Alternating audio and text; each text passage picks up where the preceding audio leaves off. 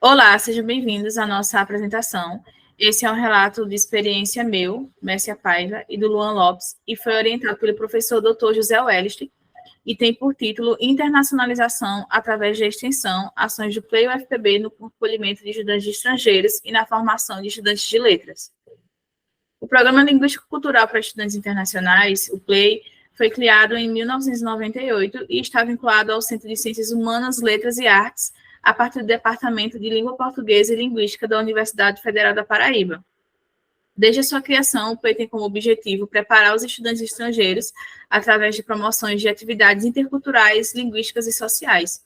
E essas atividades, elas não auxiliam somente na compreensão da língua e da cultura brasileira, mas também integram os estudantes em diversos aspectos da sociedade e, ao mesmo tempo, os preparam para a obtenção de certificado de proficiência em língua portuguesa para estrangeiros, que é o SAPBRAS, que é um certificado de proficiência oficial em língua portuguesa para estrangeiros, desenvolvido e otorgado pelo Instituto Nacional de Estudos e Pesquisas Educacionais, Anísio Teixeira, numa ação do Ministério da Educação e do Ministério das Relações Exteriores.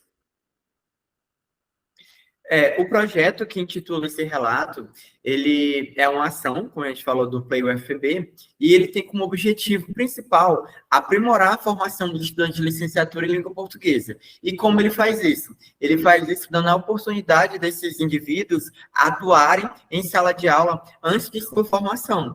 Então, a gente pode ter uma pequena noção do que a gente pode enfrentar depois na nossa vida profissional. Então, esse projeto ele contribui bastante para a gente desenvolver as nossas habilidades e as competências necessárias para ser um professor de língua portuguesa. E isso é feito através de aulas de português como língua estrangeira. E o que seria esse português como língua estrangeira? Bem, ele é um ensino da língua portuguesa para indivíduos que não possuem o português como língua materna.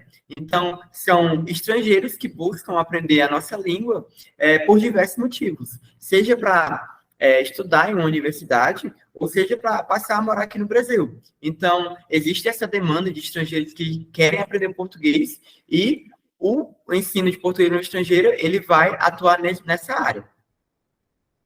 Dentre esses indivíduos que buscam aprender o português, né, estão estudantes de comunidades acadêmicas por meio de convênios de mobilidade estudantil, como é o caso da turma do Pré-PEC-G, que fazem parte do programa Estudantes Convênio de Graduação, PEC-G, que foi inaugurado em 1965, com o objetivo de oferecer suporte para países em desenvolvimento que mantêm acordos com o Brasil, né? O PEC-G é uma colaboração entre o Ministério da Educação e o Ministério das Relações Exteriores. E aqui vale destacar que, de agora em diante, nós iremos utilizar o termo PEC-PLE, né?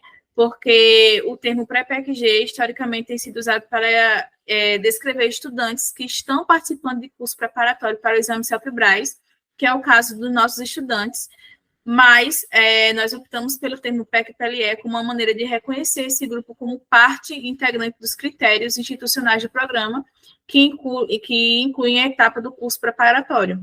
E aí, essa mudança de nomenclatura, ela se dá pelo fato de que o pré, em pré-PEC-G, pode ser interpretado como se esses alunos ainda não fizessem parte do programa PEC-G, e eles fazem parte. E aí, dentre as ações ofertadas pelo PLEI, na turma de PEC-PLE atendida nesse ano de 2023, nós contamos com 15 estudantes vindos de diversos países de África, da América Central e da Ásia, sendo, respectivamente, 2 alunos do Benin, 3 do Gabão, 3 da Guiné Equatorial, 1 do Quênia, 3 da República do Congo, 1 do Haiti, 1 da Jamaica e 1 aluno do Timor-Leste. E essa ação desse projeto, ela está inserida dentro do pilar da extensão universitária, que é um conjunto de iniciativas que visam ampliar o conhecimento adquirido em sala de aula para beneficiar a comunidade externa. E isso vai resultar em importantes contribuições para toda a sociedade. E o trabalho do PLEI, ele se insere adequadamente nesse contexto de extensão universitária, porque a gente possibilita os estrangeiros já aprenderem a nossa língua, ou seja, a comunidade externa, e através das nossas aulas. Então, a gente está utilizando o nosso conhecimento que a gente vê aqui no nosso curso de Letras Português e transformando em ações concretas. E, além disso, da extensão universitária, o PLAY também contribui para o pilar da internacionalização da universidade, porque a gente passa a divulgar a nossa língua e a nossa cultura para fora do Brasil. A gente tem, através dessas aulas, a gente pega e a gente vai expandir todo o conhecimento científico que a gente tem aqui no Brasil, a gente expande além das nossas fronteiras. E isso vai ser muito bom para a universidade, porque vai ampliar essas conexões que eles têm também com outros países. E aí, se tratando de metodologia, no programa PLAY, os bolsistas e voluntários, eles são divididos na seguinte turma: a turma do PEC-PLE, que é o foco desse relato, a turma de nível e a turma da Rede Andifes, que é o Idiomas Sem Fronteiras, né? Se tratando da turma de nível e da turma da Rede Andifes, né, nessa turma, ela é dedicada a estrangeiros que residem no Brasil, né, no caso da turma de nível, e estrangeiros que residem no exterior, que é o caso da turma do ISF.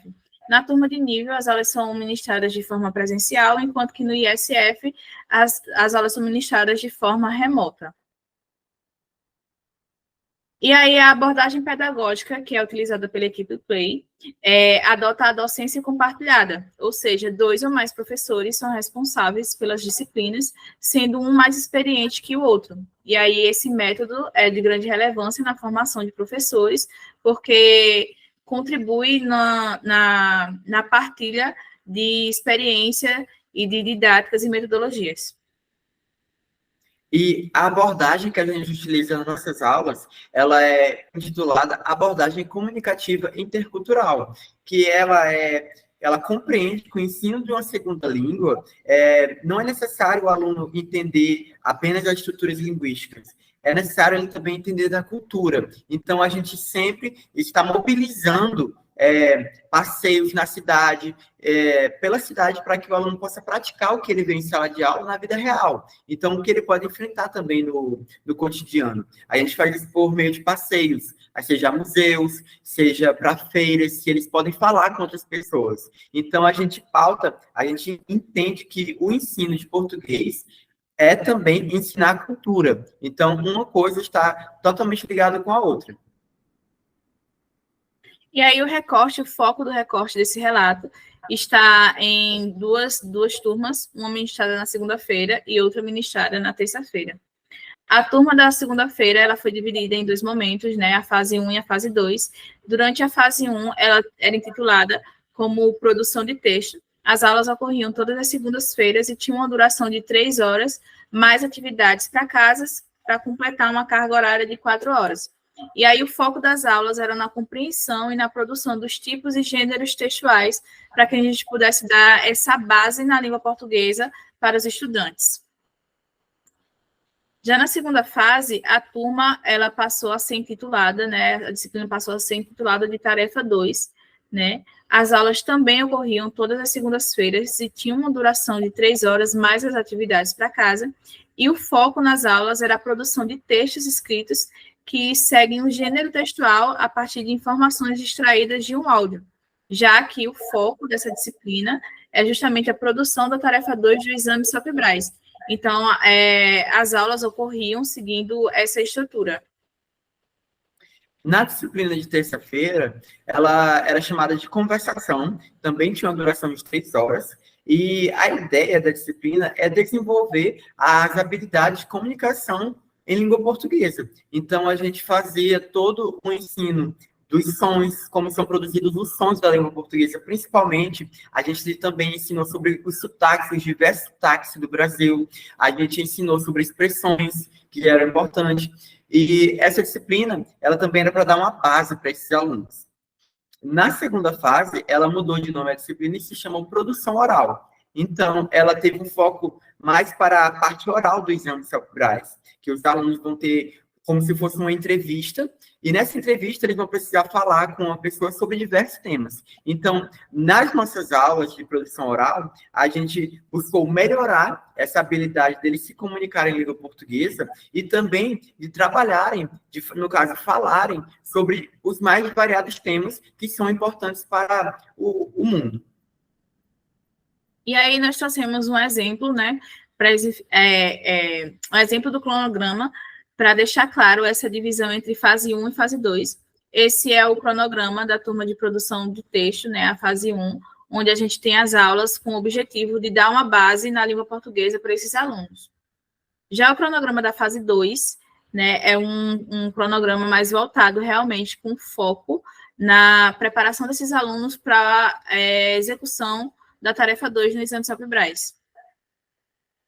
Aqui na elaboração de aula de conversação, a gente também demonstra que a gente passou a dar uma base para esses alunos, como aqui na aula 2, a gente trabalhou o vocabulário base de estabelecimento de uma cidade, bairro, compras e vendas. Então, era uma aula muito básica mesmo, para eles entenderem como começa a funcionar a língua portuguesa.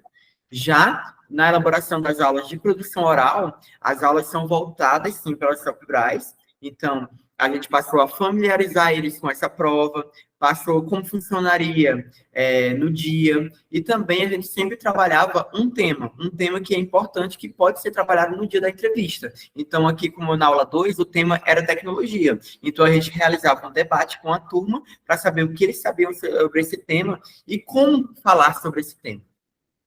A gente também realizou uma iniciativa do projeto chamada Simulado Play, que é uma prova que ela é feita aos moldes do exame Self-Braz. Então, tudo que eles vão encontrar no exame Self-Braz, a gente fez nessa prova. Então, tem todas as etapas, todas as etapas são compreendidas no simulado Play. Então, ele é um simulado de alta precisão. Então, a gente realizou um total de 3 simulados e a gente decidiu dar uma cara para esse simulado com o título do nosso projeto, para os alunos passar uma credibilidade maior para os alunos, para eles verem que é uma coisa séria, entende? Porque quando você decide ter uma logomarca, logotipos, um design gráfico bonito, você passa a ideia de profissionalismo. E foi isso que a gente tentou passar com essa iniciativa. E aproveitando essa iniciativa, a gente também decidiu mudar a nossa logomarca do projeto, porque a gente sentiu a necessidade de passar o trabalho realizado no Play de uma maneira mais lúdica. Então, a gente optou por um novo logo ser uma paleta de cores. E nessa paleta de cores, cada cor, ela diria o que é feito, cada pilar da universidade, que são os pilares de pesquisa, de ensino, de extensão e de internacionalização, que também vai falar um pouco que é o trabalho desenvolvido pelo Play.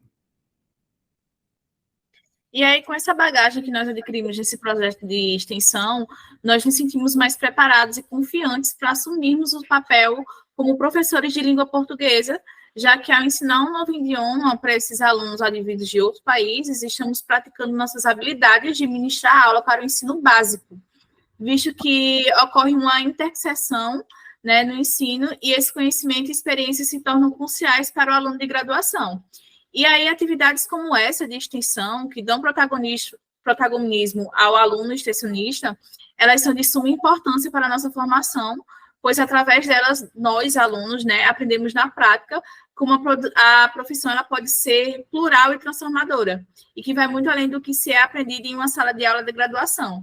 E para a instituição, garante uma plataforma de divulgação de suas ações para o mundo e promove, assim, a sua internacionalização, o que traz benefícios para toda a comunidade acadêmica como um todo.